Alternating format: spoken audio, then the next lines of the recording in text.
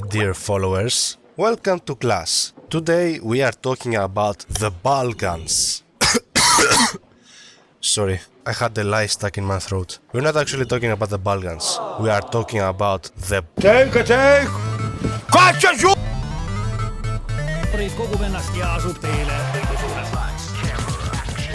the Baltic states. So easily forgotten. Located in northwestern Europe, right next to the Baltic Sea. Of course, their access to the Baltic Sea is why they're called Baltic states. Although the origin of the term Baltic is disputed. There are a few theories floating around. My favorite is that it comes from the word belt.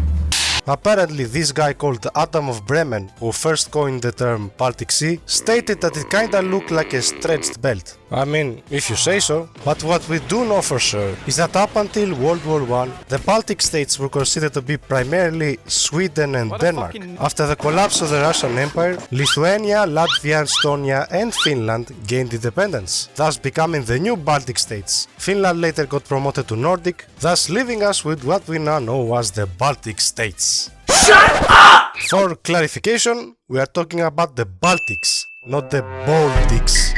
Okay? With all that said and done, I wonder what this place looks like.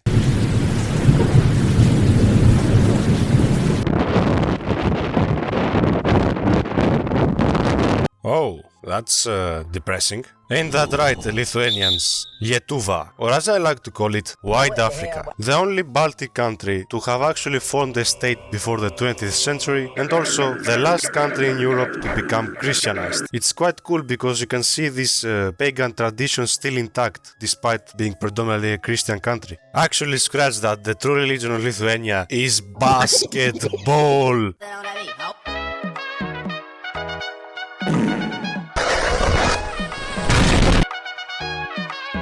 Lithuanians are hoopers. They ball and have been balling since the Soviet times. So much do they love this sport that if you showed up in Kaunas at night with a basketball in one hand and a potato in the other, screamed, 5 Lithuanians would show up on their 500k kilometer BMWs they bought from Elenkas, ready for action. Truly, basketball is the only thing that Lithuanians love more than not living. The exact same is true for their neighbors as well, Latvia. They are also quite good at hockey. Makes sense when this is your average Latvian road. So yeah, these two countries have quite a lot in common, since they are the only countries in the world that speak Baltic languages, who are closely related to the Slavic languages, and even have similarities with Sanskrit. Hello, your computer has virus. Like India, Latvia has contributed many things to this world. Latvians have invented jeans, Pringles, Karums chocolades, woman, Riga black balsam. Impressive for fermented bread drinking peasants. What's not impressive though is this flag plagiarism going on here. What, you changed the dimensions a little bit and used a darker shade of red? And you think I wouldn't notice you stole Austria's flag? The fuck out of here. Hey, at least it looks cool. I like Estonia's flag. What the fuck is this color scheme? Apparently the blue color symbolizes faith. Yeah, sure buddy. Estonia is a lot like Finland, because they're actually in the same people group who speak Finnic languages, distinct by the fact that they use 2 dots on every vowel. This closeness to Finns has made some people claim that Estonia is actually Nordic, and by some people I of course mean Estonians. Let's look at some stats then. Yeah, back to the Baltic swamps you go. Boom! Fun fact, in Estonia, a year is 12 months, or as they say, 12 kuud. Oh, does it? It makes sense now why they're portrayed with a ribbon. Estonians are femboys. Couple that with the fact that Estonia is highly digitized and very internet, sometimes even referred to as a digital country, makes them nerdy IT femboys. Yes, this is how the average Estonian looks like. Probably. Maybe. Not that I have ever seen or spoken to an Estonian. Do they even exist? The Baltics are a peculiar case of ex-Soviet states. They are democratic, part of the EU and NATO, have decent economies, and generally, well, they're decently functional states, especially if you compare them with the rest of Eastern Europe, the Caucasus, and Central Asia. I mean, yeah, they have poverty-stricken shitholes, but who doesn't? Also quite strange is how they don't have any beef with each other. But you know who they do have beef with? These lot are professional Ruski haters. Makes a lot of sense considering Russia hasn't been the best neighbor for the last millennium. There's also some tension between the Baltic states and its Russian minority, especially in Estonia and Latvia, who have a large Russian population. They're not very fond of their existence, you see. It goes kinda like this. You need to start learning our language and integrate into our society. Нет, им 100% Русия антилове Русия. If you love Russia so much, why don't you just go there? Нет. Nice. Big shout out to Belarus, by the way, for being a shitty neighbor as well. Lukashenko, what a bellend.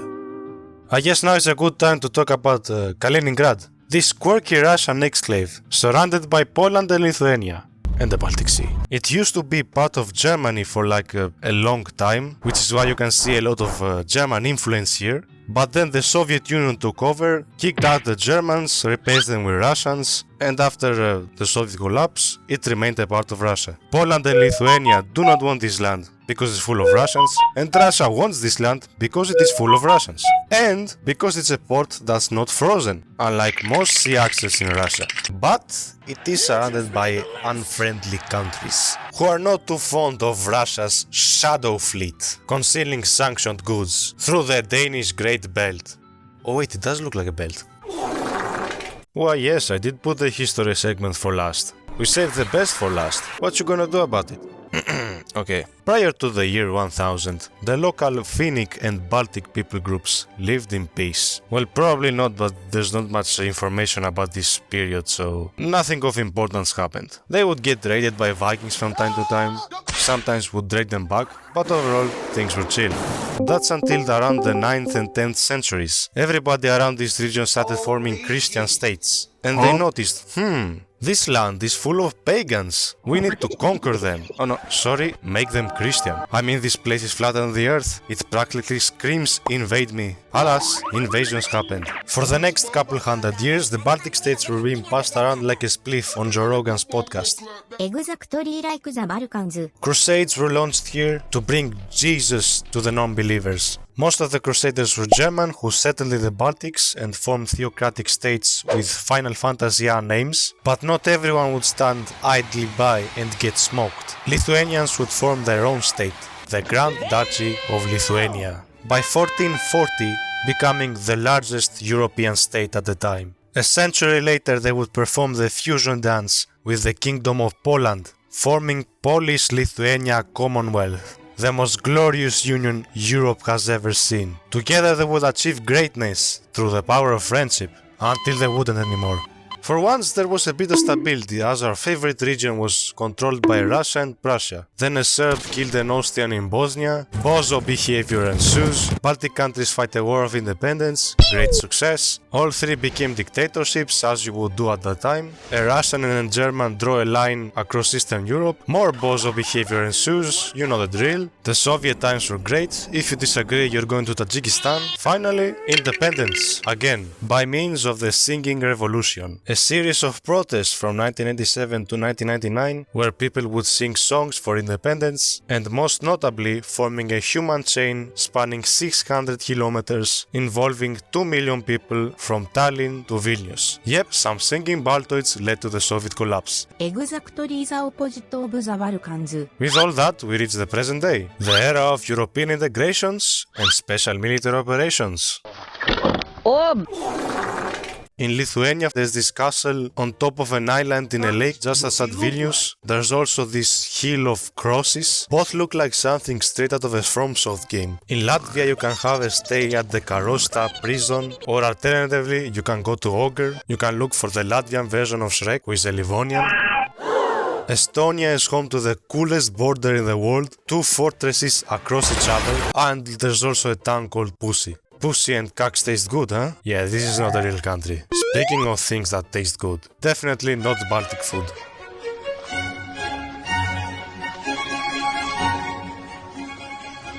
Never go near a stove again.